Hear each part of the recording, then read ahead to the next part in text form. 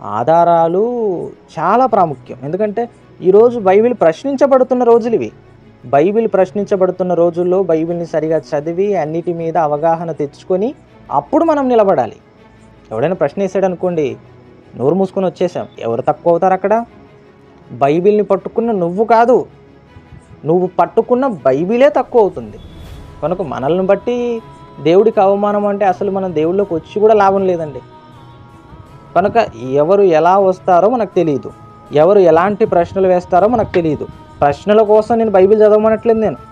అర్థం చేసుకోండి అని మాట్లాడుతున్నా.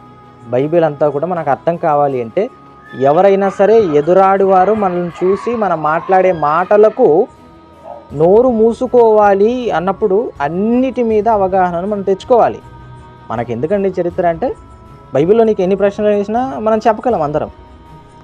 చరిత్రపరంగా బైబిల్‌ని నిరూపించలేనప్పుడు అందరూ ఏమనుకుంటారంటే బైబిల్ కల్పిత గ్రంథం అనుకుంటారు.